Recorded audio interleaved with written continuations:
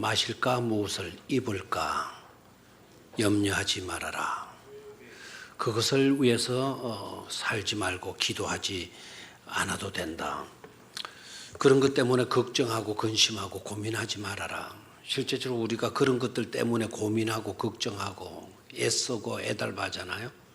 무엇을 먹을 것인지, 무엇을 마실 것인지, 어디에 살 것인지, 어느 회사에 다녀야 되고 어떤 학교에 대학에 들어가야 되는 건지, 그것 때문에 고민을 하는 것들인데, 그런데 그런 것들을 위해서 걱정하지 마라, 고민하지 말아라. 그런 것들은 이방 사람들이 구하는 것이다. 너네들은 구하되 그런 것은 구하지 않아도 된다. 너희들이 해야 할 일이 있는데 그것은 하나님의 나라와 하나님의 의를 구하라. 오직 너희는 하나님의 나라와 하나님의 의를 구하라고 말씀을 하셨습니다. 우리가 뭘 해야 될 건지. 근데 그 뒤에 나오는 한마디 말씀 때문에 우리가 아멘 하게 돼요. 그리하면 이 모든 것을 너희에게 더하여 주리라. 그래서 하나님의 나라를 구하고 하나님의 의를 구하는 그런 삶을 살게 되면 무엇을 먹을 것인가, 무엇을 마실 것인가, 무엇을 입을 것인가, 그 모든 것들은 다 해결된다는 겁니다. 그 모든 것들을 너희에게 더하여 주신다라고 말씀을 하셨으니까 얼마나 은혜로운 말씀인지 몰라요. 그런데도 우리는 여전히 고민해요. 과연 그럴까? 정말 먹는 것을 위해서 일하지 않아도 될 것인가? 입을 것을 두고 고민하지 않아도 될 것인가? 마시는 문제 때문에 걱정하지 않아도 되는 것인가? 우리가 믿음으로 정말 살아가게 되면 그 모든 문제들은 다 해결되어지는 것인가? 갈등하고 고민하게 돼요. 근데 놀랍게도 출애굽기에 그 출애굽하는 과정을 보게 되면 그렇다. 그 모든 말씀이 증거가 되어지고 있어요. 먹는 것 때문에 걱정하지 않아도, 마시는 것 때문에, 입는 것 때문에 걱정하지 않아도 다 해결되어지는 것임을 출애굽기 이스라엘 백성들의 광야길에서 보여주고 있더라고요.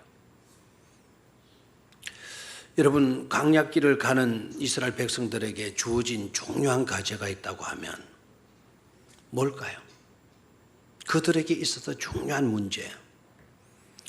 그들에게서 중요한 문제는 우리들이 중요하게 여기는 것하고는 상반되어져 있다라는 것을 깨닫게 돼요.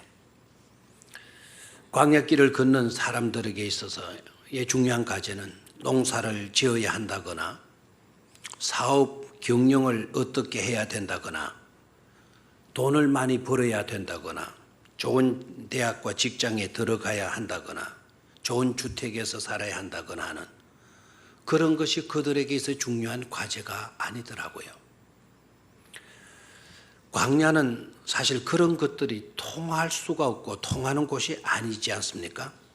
광야는 농사를 지을 수가 없어요. 어떤 회사나 공장도 없어요. 대학은커녕 초등학교도 없습니다. 물론 주택도 없습니다. 그렇기 때문에 광야길을 걷는 자들에게 있어서는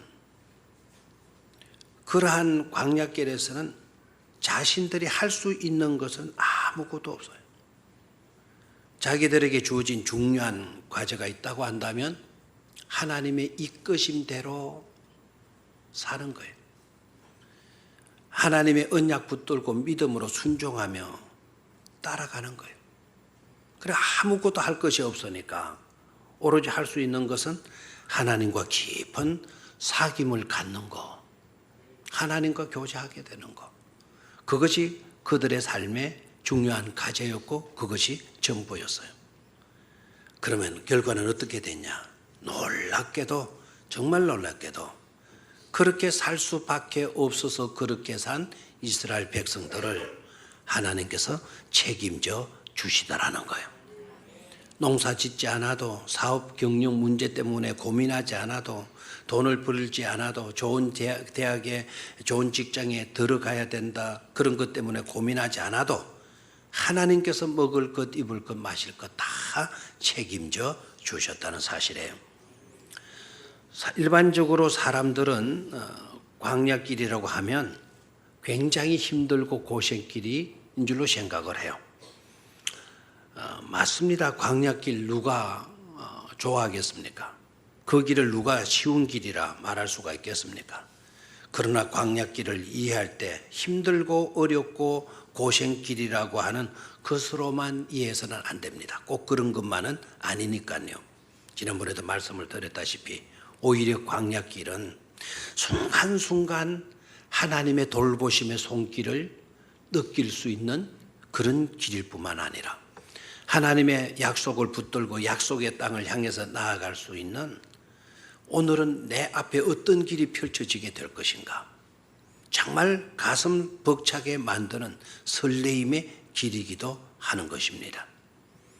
저와 여러분들은 오늘 어떻게 살아갑니까? 광야와 같은 길을 걷는 우리 인생 삶에 있어서 정말 어떤 길을 내가 걷고 있다고 생각이 되어집니까? 여전히 고민과 걱정이 많습니까? 광야길은 꼭 그 길만은 아닌 것임을 깨달아야 돼요. 오히려 하나님의 돌보심을 체험할 수 있는, 그리고 오늘 내 앞에 어떤 길들이 펼쳐지게 되어질 것인가에 대한 기대감, 설렘의 길이기도 한 것임을 깨닫고, 이왕이면 하나님의 돌보심의 손길을 체험하면서 하루하루를 새롭게 살아가는 설렘의 시간을 갖는 여러분들이 되시기를 축원합니다. 저는 본문 말씀을 읽으면서 내 구절에서 찡한 감동을 받았습니다. 그 내 구절은 어떤 구절인가 하니까 3절입니다. 3절을 보게 되면 바로가 이스라엘 백성들 출애굽하고 난 뒤에 아이고 이제 속 시원하다 그런 것이 아니고, 이스라엘 백성들 출애굽한 난 뒤에도 그들을 분석하고 있어. 그들이 어느 쪽으로 가고 있나, 그 상황을 분석하고 있는 것을 보게 돼요. 그러면서 이렇게 말을 합니다. 그들이 그 땅에서 멀리 떠나 광야에 갇힌 바 되었다.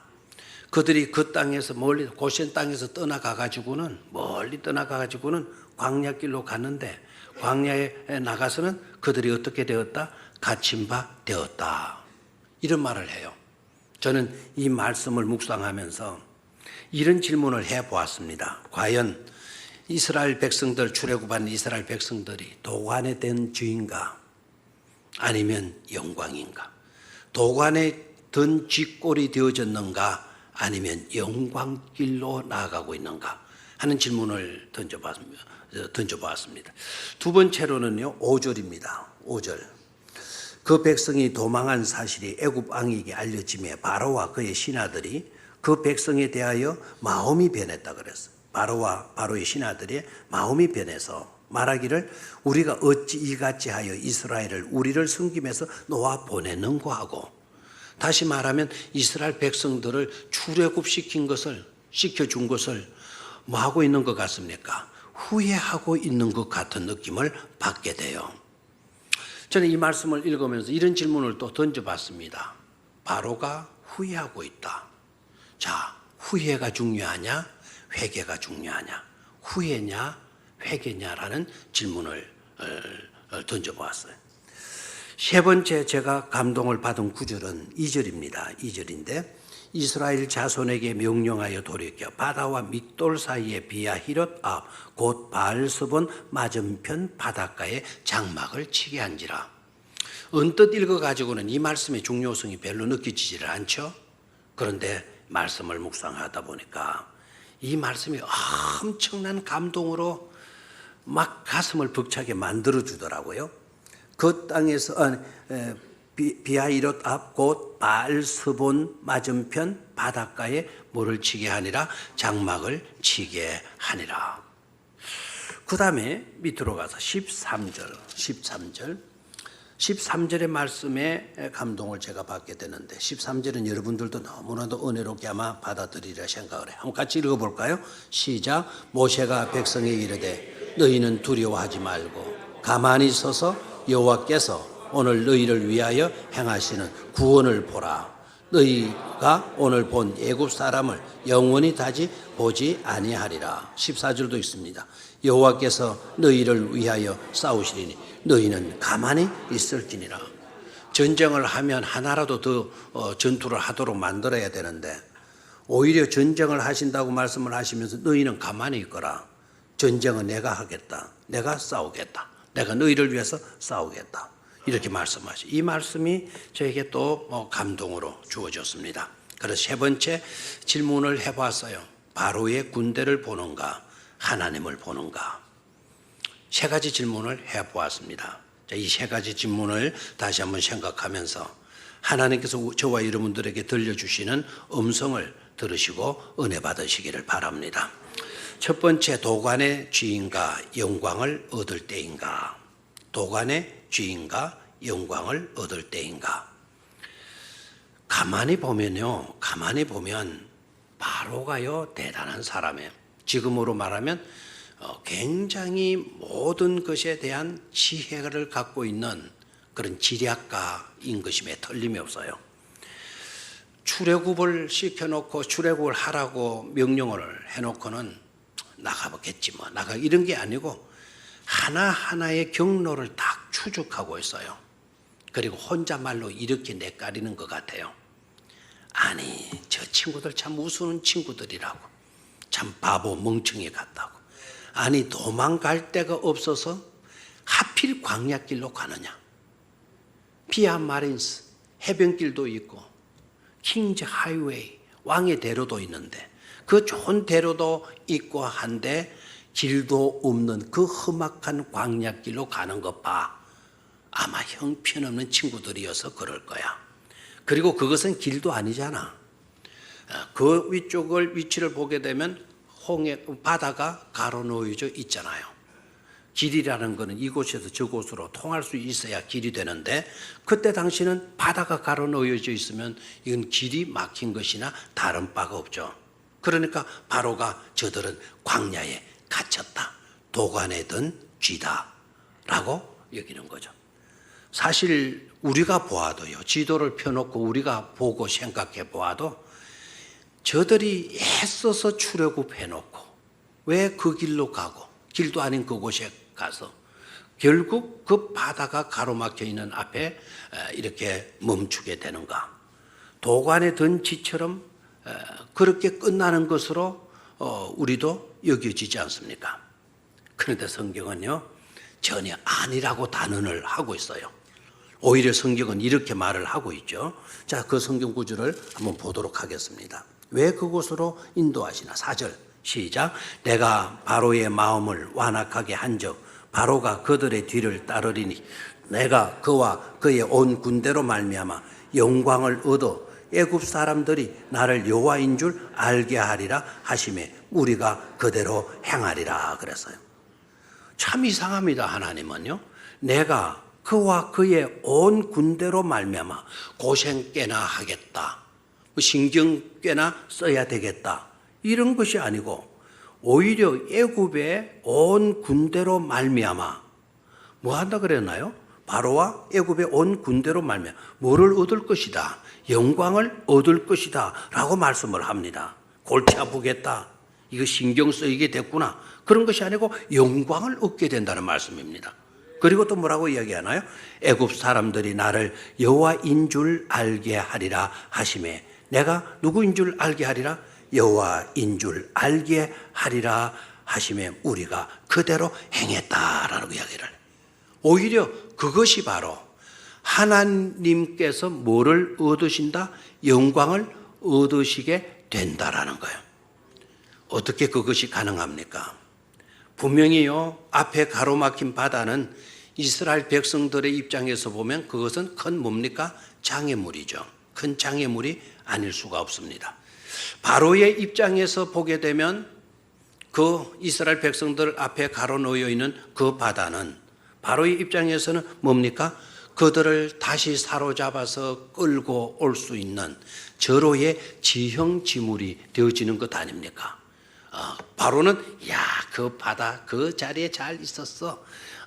또 이 백성들이 어리석게도 그쪽으로 자기 백성들을 잘 끌고 갔어. 그게 아니었다면 내가 저들을 잡아가지고 다시 끌고 온다라는 것은 불가능할 뻔했는데 그 바다가 있으므로 우리는 유행가 그 있잖아요. 저 바다가 바다가 육지라면 막 이렇게 막 고민하고 바다 때문에 참 그 애석한 마음을 금할 수 없어가지고 노래까지 부르는데 바로에게 있어서 저 바다는 오히려 축복의 바다로 여겨지지 않았겠습니까? 그런데 놀랍게도 하나님은요 그와 같은 사고방식을 반전시켜 버려주시는 거예요. 이스라엘 백성들에게는 그것이 큰 장애물로 여겨서 엄청난 장애물이죠. 그런데 오늘 읽기를 안 했습니다만 14장 바로 뒤편에는 어떻게 되는가 하니까 그렇게 큰 엄청난 장애물인 줄 알았더니 그 장애물 가운데로 뭐가 납니까? 길이 나는 거예요. 홍해 바다가 갈라지고 그 가운데 육지가 드러나게 되고 그래서 이스라엘 백성들이 그곳을 지나가잖아요. 마른 땅을 밟고 바다를 건너가게 되어지지 않습니까? 아멘입니까? 그러니까 오히려 장애물이었던 그 바다가 오히려 열려져서 뭐가 되어져요? 길이 되어주고 그리고 이스라엘 백성들이 다 건너고 나니까 그 뒤에는 누구의 군대가 추적하죠? 바로의 군대가 추적해 왔는데 하나님께서 여시기도 하실 뿐만 아니라 뭐 하십니까? 닫으시기도 하시는 하나님이시죠. 여실 때는 우리를 위해서 하나님이 열어주시는 거예요. 닫으실 때는 하나님이 심판하시기 위해서 뭐 하신다? 닫으시는 거예요. 그래서 애굽 사람들이 그 홍해 바다에 다 빠져서 죽고 말지 않습니까? 하고 보니까 그 바다가 엄청난 장애물인 줄 알았더니 바로의 군대의 추격을 막아주는 뭐가 되어줬습니까? 보호장치가 되어주고 있더라는 것이죠. 뿐만 아니라요, 이스라엘 백성이 홍해 바다를 건너고 난데 조그만 어려운 무슨 문제가만 있기만 하면 자꾸 어디를 그리워합니까? 가나안 땅을 애굽 땅을 그리워해요. 그래서 자꾸 어디로 돌아가려고 합니까? 애굽 땅으로 돌아가려고 합니다. 하나님의 약속과는 역방향으로 자꾸 나아가려고 합니다. 그래서 하나님은 이스라엘 백성들의 그 연약한 기질과 마음을 아시고는요, 돌아가려고 해도 너네들은 돌아갈 수가 없어. 왜요? 홍해 바다를 뭐 해놨기 때문에, 닫아놨기 때문에. 아멘입니까? 그래서 믿음 약한 사람들이 떨어져 나가고 돌아가려고 해도 돌아갈 수 없도록 하나님은 차단막으로 만들어 주신 것이죠. 아멘입니까? 그래서 오늘 우리에게 있는 장애물이 오히려 하나님께서 보게 되니까, 나중에 보게 되니까 그것이 오히려 나를 지켜주는 뭐가 되고 보호장치가 되고 내 연약한 믿음이 떨어지지 않도록 하는 차단막이 되어지고 있더라는 것입니다. 그런데 바로의 입장에서 생각해 봅시다. 바로의 입장에서 보게 되면 이거는 절호의 지형지물인 줄 알았어요. 이건 축복의 바다인 줄 알았어요. 자기의 꿈을 이루고 자기의 야망을 실현시킬 수 있는 그런 천혜의 바다인 줄로 생각을 했습니다. 그런데 보니까 어떻게 되고 있어요? 하나님께서 그들을 뭐 해버리죠? 심판해 버리지 않습니까? 회개하고 돌이키지 않고 끝까지 하나님을 대적하는 바로 애굽 사람들, 회개하는 척하면서도 조금도 바뀌지 않고 있는 바로와 애굽 사람들을 처리하는데 어디에서 처리해요? 홍해 바다에서 처리하게 되는 것을 볼 수가 있습니다. 그네들에게서는 축복의 바다인 줄 알았더니 나중에 보니까 자신들이 끝장나버리는 심판의 장소가 되어지고 있지 않습니까? 이런 것을 생각해 볼 때 우리는 생각해 봅시다. 나의 삶이 지금, 내 행편이 지금 사방팔방으로 다 막힌 것 같아. 도관에 든 쥐인 것 같아요. 아니면 여러분들 내 삶은 너무나 좋은 것 같아. 오히려 홍해 바다가 저렇게 있음으로써 나에게 있어서 빼앗길 수 있던 것들을 되찾을 수 있는 그런 장소인 것 같아. 막 이런 생각이 들어질 때 적어도 신앙하는 성도들이라고 하면, 광야길을 걷고 있는 믿음의 사람들이라고 하면 어떤 형편과 처지에 놓인다 하더라도 두려워하거나 걱정하거나 절망하거나 원망하거나 불평하지 말아야 된다는 사실입니다. 하나님은 그 불리한 모든 상황을 오히려 바꾸셔서 그것을 뒤엎으셔서 우리를 지켜주시는 보호장치로 안전장치로 만들어 주실 수 있기 때문인 것입니다. 사탄의 세력들이 우리를 침범해 온다 할지라도 그 세력을 차단해 주시는 차단막이 되어지기도 하기 때문인 줄로 믿습니다. 도관에 든 쥐인가 영광을 얻을 때인가, 내가 도관의 쥐의 신세인가 아니면 영광길로 나아가는 그와 같은 존재인가.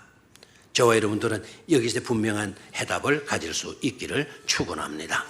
두 번째 질문은 후회냐 회개냐 하는 것입니다. 출애굽의 사건들이요 갑자기 이루어졌다라는 거 여러분 아시죠? 그래서 바로는 그 장자가 죽어지고 첫 동물 짐승들의 새끼가 죽어지는 것을 보고 막 더 이상 버틸 수가 없는 겁니다. 그래서 너희들 좋을 대로 해라. 얼른 좋을 대로 해라. 이렇게 지시를 했어요. 그런데 그렇게 지시를 해서 바로는 알고 있지만 바로의 신하들이나 또 나라를 지키는 애굽 나라를 지키는 애굽 군대들이나 백성들은 이스라엘 백성들이 출애굽하게 되었다라는 것을 몰랐던 것 같아요. 그래가지고는 약 120만에서 200만 정도 이스라엘 백성들이 빠져나가는 걸 보고는 이게 난리가 난 거예요. 뭐 수도 경비사, 뭐 국방을 지키는, 국토를 지키는 그런 군인들이 긴급하게 왕에게 막 전화를 하는 거예요. 막 비상사태가 생겼다. 막 우리 그 고센 땅에 살고 있는 그 애굽 사람들, 그 노예들 다 지금 도망치고 있다. 막 긴급 상황으로 바로에게 보고를 하고 있죠. 자, 그것을 한번 볼까요? 5절. 그래서 중요한 거예요. 자, 5절 시작. 그 백성이 도망한 사실이 애굽 왕에게 알려지매. 자, 백성이 뭐 하다고 났습니까? 도망했다. 도망한 사실. 도망하고 있다라는 것을 백성들이 알고 누구께 신고를 하는 겁니까? 애굽 왕이 누구죠? 바로 왕 아닙니까? 바로 왕에게 막 하는 거예요. 우리로 말하면 탈북하고 있다. 탈영하고 있다. 또 탈애굽하고 있다. 애굽에서 도망치고 있다. 어떻게 하면 좋으냐? 막 이렇게 나와요. 그러면은 이런 보고를 바로가 받았다고 하면 바로가 어떤 반응을 보여야 되겠습니까?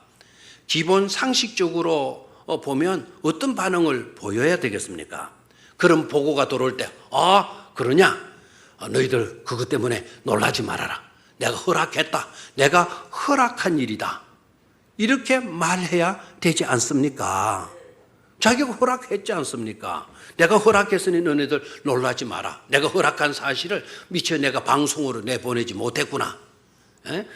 그리고 뭐 신문으로도 이렇게 내가 말하지 못했구나. 그러나 지금이라도 알아라. 내가 허락한 일이다. 이렇게 해야 될 것인데 그래야 바로가 변한 것이고 바로가 회개한 것이 되어질 텐데 바로의 반응은 어떠합니까?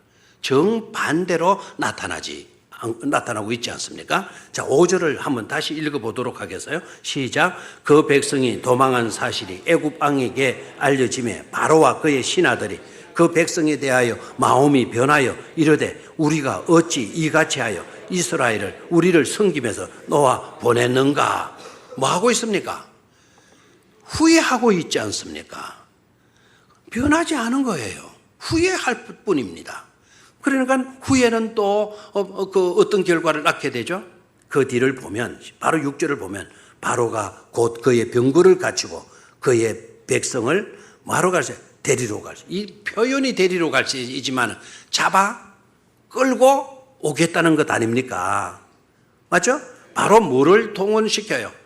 병거를 갖추고 그 백성을 잡으러 나가는 모습을 보게 됩니다. 출애굽한 것을 시인하지 않고 그렇게 막 난리통하는데 마치도 시인하지 않은 것처럼 군대를 동원하죠. 당장 가서 잡아서 끌고 오리라. 막 이런 식으로 나와요. 장자와 첫 것들을 다 잃으면서까지 그렇게 얻어맞고도 무슨 미련이 남아가지고 다시 욕심을 내는 것이냐 이겁니다. 뭐 때문에 이럴까요? 후회한 이 모습을 보면서 바로가 달라졌습니까? 달라지지 않았습니까? 예전에 바로의 모습이나 다를 바가 있어요? 없어요? 전혀 없는 것을 보게 됩니다. 왜 이렇게 나오는 것입니까? 그가 회개하지 않고 뭐 했기 때문이다. 후회만 하고 있었기 때문이다라는 거예요. 왜 후회하느냐?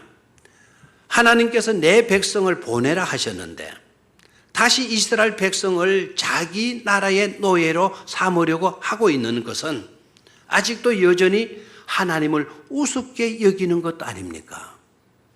교만이 그 속에 아직도 그대로 들어있는 것 아닙니까? 거듭나지 못했어요. 회개하는 척만 했지 조금도 바뀐 것이 그에게는 보이지 않습니다. 회개한 것이 아닙니다. 우리는 여기에서 헷갈리게 될 겁니다. 후회는 뭐고 회개는 뭐냐? 언뜻 보게 되면 후회와 회개는 같은 것이 아니냐? 네, 우리는 구분할 수 있어야 돼요. 후회는요, 잘못을 뉘우치고 반성하는 거예요. 나 잘못됐다. 그것을 안타까워하면서 후회하고 내가 왜 그 짓을 했던가 이렇게 뉘우치는 겁니다. 그리고 반성하는 거예요. 근데 우리는 뉘우치고 반성하면 용서해 주잖아요. 성신님한테 잘못했다 반성문 쓰면 봐주고요. 내가 진정으로 그것을 잘못했다고 시인하게 되면 봐줘요. 그러나 후회는요, 그렇게 뉘우치고 반성은 했을는지 모르지만 돌이키지는 않은 겁니다. 돌아서지는 않은 겁니다. 돌아서지 않았기 때문에 언젠가는 또 그 일에 빠지고 마는 것입니다. 그러다가 끝나고 말아요. 그러다가. 그러면 회개는 뭐냐? 회개도 잘못을 뉘우쳐요. 반성해요. 그러나 뉘우치고 반성하는 것으로 끝나지 않고 회개는 돌이키는 데 있다라는 거예요. 돌이키는 데. 주님께로 돌아가는 데 있다 이겁니다. 잘못은 뉘우쳤는데 잘못은 반성했는데 하나님께로 돌아가지 않았다면 하나님께로 돌아서지 않았다면 그것은 후회한 것이지 회개한 것은 아니다 이 말입니다. 아멘입니까? 그래서 회개가 중요한 것입니다. 예전에는 여러분 우리가 망하는데 죄 때문에 망한다고 말씀을 드렸죠. 그런데 이제는 죄 때문에 망하는 것이 아니라 예수를 믿고 회개하지 않아서 망하게 된다, 망하게 된다라는 거예요. 죄의 삭은 사망이에요. 망할 수밖에 없어요. 그러나 하나님은 망할 수밖에 없는 우리들을 긍휼히 여겨주셔가지고 믿게 만드시고 믿고 회개하게 만들어 주시는 거예요. 그래서 하나님께로 주님의 보혈로 나오도록 만들어 주시는 거예요. 회개하고 주님의 보혈로 나오게 되면 마지 않는다, 망하지 않는 것이죠. 돌이켜 회개하고 주님의 보혈로 나오면 살게 되는 것입니다. 회복시켜 주시는 것입니다. 후회와 회개를 구별할 수 있어야 돼요. 유다 여러분 예수님을 팔아버렸잖아요. 스승을 배신해 버렸어요. 배신자예요. 오늘도 배신자들이 우리 주변에 많이 있을 수 있어요. 그러나 여러분 주님을 배신했기 때문에 유다가 불쌍한 거 아닙니다. 베드로도 주님을 배신했어요. 주님을 부정했어요. 주님을 부인했어요. 나 모른다 그랬어요. 예수라는 그 사람 난 전혀 모른다고 딱 잡아떼기도 한 사람이에요. 보십시오. 유다가 잘못한 것이 있어요. 잘못한 것에 대해서 유다가 양심의 가책을 받아요. 뉘우쳐요. 내가 왜 그 짓을 했던가? 내가 정말 잘못되었어. 내가 해서는 안 될 짓을 하고 말았어. 이까지 돈이 뭐라고. 그래서 팔아서 챙겼던 그 돈들도 내팽개쳐 버리고 말지 않습니까? 자, 그렇게 뉘우치고 반성했으니까 유다가 구원받았습니까? 유다가 용서받은 것입니까? 아닙니다. 그는 저주의 죽음을 죽고 말았고 패망했어요. 그런데 베드로는 어떻습니까? 3번씩이나 예수님을 모른다고 하면 어떻게 되는 겁니까? 예수를 주로 신하면 우리가 구원하는 은총이 있는데 예수를 부인했단 말이에요. 그럼에도 불구하고 베드로는 어떻게 구원받아서 사도의 길을 걷게 되느냐 이 말입니다.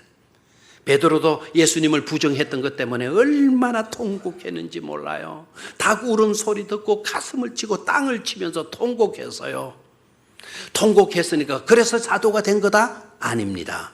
주님께로 그는 돌이켰다라는 거예요. 주님께로 돌이켰다? 주님께서 돌이켰다라는 그것 자체가 뭘 의미하는 거 하니까 회개한 것이 되는 것이죠. 여러분, 구약의 사울왕은 어떻습니까? 사울왕은 사무엘 선지자 앞에서 잘못했다고 수차례 거듭거듭 잘못했다고 빌었지 않습니까? 고백하지 않았습니까? 그렇지만 나중에 보면 악령에 사로잡혀서 또 잘못을 하고 있는 것을 보게 돼요. 뉘우치었을 따름이지 반성했을 뿐이지 회개한 것은 아니었다라는 거예요. 반면에 다윗은 어떻습니까? 다윗도 사울 못지않게 더 큰 죄를 많이 지었어요. 사울보다도 어떻게 보면 더 많은 죄를 지었어요. 거짓말죄 지었죠. 살인죄 지었죠. 간음죄 지었어요. 그런데도 불구하고 그는 하나님의 마음에 합한 자로, 위대한 이스라엘의 왕으로, 예수 그리스도의 육신의 조상으로 어떻게 이렇게 우뚝 설 수가 있었습니까? 뉘우쳤기 때문이 아닙니다. 회개하고 하나님께로 돌이켰기 때문이라는 사실이에요. 회개냐, 후회냐, 회개이냐. 여러분, 우리가 잘못했고 우리가 실수하던 일들로 인하여서 후회하는 정도로, 절대로 뉘우치는 정도로, 절대로 반성하는 절대로 그것으로 절대로 머물지 말고 회개의 자리까지 나아갈 수 있게 되기를 축원합니다. 하나님이 원하시는 것은 뉘우침 반성문이 아니에요. 하나님이 원하시는 것은 회개를 원하신다. 그래야 우리는 거듭나고 변화될 수가 있다. 이것을 깨닫고 회개에 인색하지 않게 되기를 축원합니다. 마지막 세 번째로의 질문은 바로의 군대인가 하나님인가 하는 것입니다. 2절을 한번 다시 읽어보도록 하겠습니다. 2절 시작. 이스라엘 자손에게 명령하여 돌이켜 바다와 믹돌 사이에 비하 이로다 곧 바알스본 맞은편 바닷가에 장막을 치게 하니라. 언뜻 읽으면 하나도 은혜가 안 될 구절입니다. 오히려 마음에 답답함만 있을 그와 같은 구절이기도 합니다. 자, 하나님께서 모세에게 명령을 해서요, 너네들 장막을 쳐라, 진을 치도록 해라. 어디에다 치는 거 하니까 바알스본 맞은편 어디에다가, 바닷가에다가 장막을 치게 하라는 겁니다. 자, 저를 보십시오. 하나님은 저와 여러분들의 선한 목자가 되시는 줄로 믿습니까? 다윗이 노래했잖아요. 여호와는 나의 목자이시니 내게 부족함이 없소리로다. 그가 나를 푸른 풀밭에 맑은 물가로 뭐 해주신다? 인도해 주시는도다. 아멘입니까? 우리 하나님은 우리를 항상 좋은 곳으로 이끌어 주시는 분이에요. 그런데 여러분, 그런 하나님으로만 알고 있으면 시험 든다 이 말입니다. 이런 일을 당하면, 오늘 2절과 같은 이런 일을 당하면 여러분 시험 든다 이 말입니다. 푸른 초장으로 맑은 시내 물가로 인도해 주셔야 되는데 왜 좋은 길 편한 길 놔두고 길도 없는 광야길로 인도해 가시는 겁니까?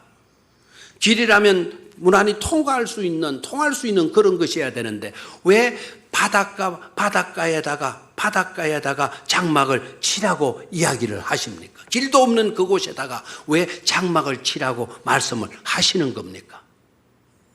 우리 하나님은 푸른 풀과 맑은 물가로 인도해 주시는 하나님이신데 어쩌자고 길도 없는 광야길로 탁 막혀버린 사면초가가 될 수밖에 없는 그런 곳에 왜 진을 치라고 장막을 치라고 이렇게 말씀을 하시는 것입니까? 여기에 자칫 잘못하면 시험 든다 이 말입니다. 남들은 보니까 하나님이 좋은 곳으로 이끄시는 것 같아. 그런데 어쩌자고 나한테는 광야길로 자꾸 힘드는 길로 나를 이끄시는 것 같아요. 남들은 살기 좋은 곳에 그야말로 저 푸른 초원 위에 그림 같은 집을 짓고 그런 좋은 곳으로 이끄시는 것 같아. 나한테는 길도 없는 탁 막힌 그런 곳을 나를 자꾸 데리고 가서 여기에서 장막 치고 여기에서 살아라고 여기에서 머물라고 하시는 것 같아. 남들은 축복받은 것 같고 나는 꼭 버림받은 것 같은 그런 느낌. 여러분도 이렇게 생각할 수 있죠. 나는 하나님께로부터 축복받았는데 저들은 하나님께로부터 버림받은 게 틀림없어. 나는 하나님이 이렇게 사랑해 주시는 거 봐 나를. 그런데 저들은 뭐야? 저렇게 힘들게 살잖아. 이렇게 나올 수도 있는 말씀이에요. 그런데 여러분 아셔야 돼요. 푸른 풀밭 맑은 시내 물가로 인도해 주시는 하나님도 사랑과 은혜의 하나님이시지만 길도 없는 광야길로 딱 막혀버린 그와 같은 곳에 진을 치라고 하시는 분도 역시 사랑과 긍휼과 은혜의 하나님이시다라는 거예요. 왜 하필이면 하나님께서는 그곳으로 인도하시고 그곳에다가 진을 치라 하시나? 여기에 바알스본이라고 하는 이 지명을 여러분 생각해야 돼요. 자, 무슨 스본? 바알스본. 자, 이름이 참 어렵습니다. 이 바알스본이라고 하는 뜻은 바알이라고 하면 우리가 바알신을 생각하는데 그 바알신은 그 사람들이 끌고 가서 자기네들의 말로 한 거예요. 원래 바알이라는 거는 좋은 개념이에요. 신이에요. 높으신 분이라는 뜻이에요. 바알은 뭐라고요? 높으신. 그러면 바알스본 했는데 이 스본은 무슨 뜻이냐? 보고 계신다라는 뜻이에요.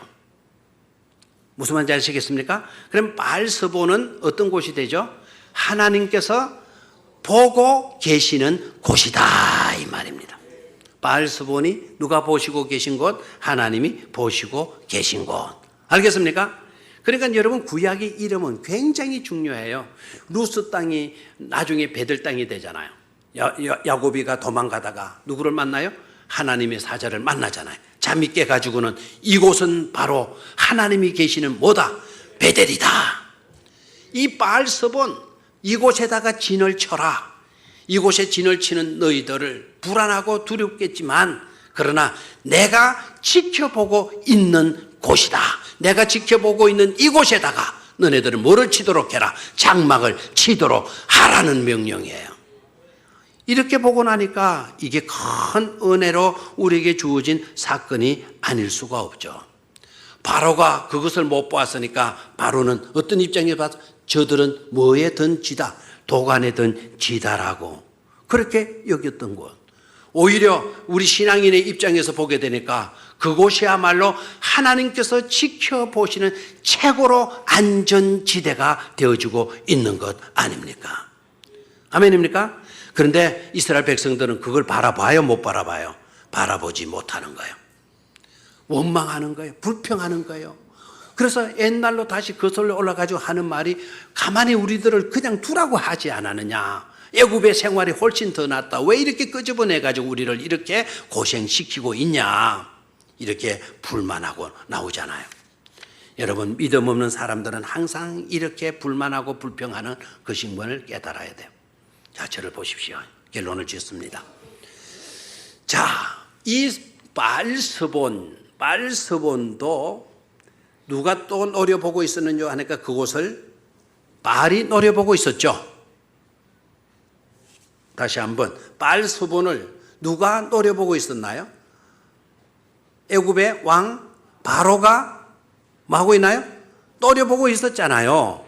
노려보고 있으면서 뭐라고 했나요? 도간에 든 지구만 하고 쓴 웃음을 야릇한 웃음을 짓고 있는 거예요. 그곳을 노려보고 있었어요. 또 한 분 그곳을 지켜 바라보고 계신 분이 계셨어요. 그분이 누구예요? 바로 하나님이셔요. 아멘입니까? 자, 그렇다면 그 바알스본의 장막을 치고 있는 이스라엘 백성들의 시선은 어떠합니까? 자기를 지켜 바라보시고 계시는 하나님을 바라봅니까? 아니면 자기를 추격해오는 바로를 바라보고 있습니까?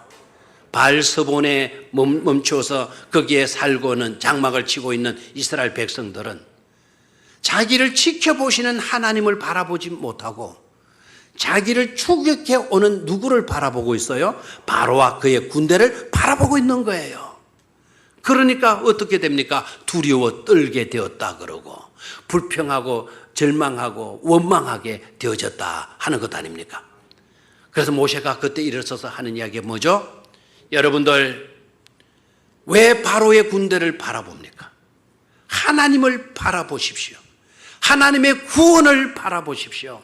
여러분들 제발 잠잠히 가만히 있어서 오늘날 하나님께서 우리를 어떻게 구원하시는지 그 구원을 바라보도록 하십시오 라고 설교하잖아요. 그 설교 내용이 바로 몇 절입니까? 아까 읽었죠? 13절이죠. 큰 소리로 같이 읽도록 하겠습니다. 시작. 모세가 백성에게 이르되 너희는 두려워하지 말고 가만히 서서 여호와께서 오늘 너희를 위하여 행하시는 뭐를 보라? 구원을 보라. 너희가 오늘 본 애굽 사람을 영원히 다시 보지 아니하리라 그랬어요.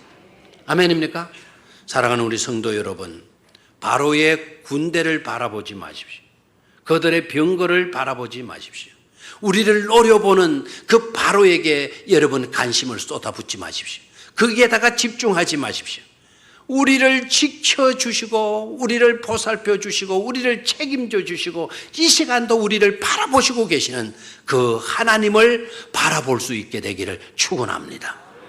바로에게 눈 맞추려고도 여러분 후회하게 됩니다. 앞으로 조금 있으면 바로의 군대를 찾아도 볼 수가 없어요. 바라보아도 찾아도 볼 수가 없어요. 우리를 바라보시는 하나님과 시선을 맞출 수 있게 되기를 축원합니다. 그러면 근심은 사라져요. 두려움도 사라져요. 걱정도 사라져요. 불안도 사라져요. 희망찬 세계가 우리에게 열리게 되어지는 것입니다. 그런 은혜를 누리시기를 주의 이름으로 축원합니다.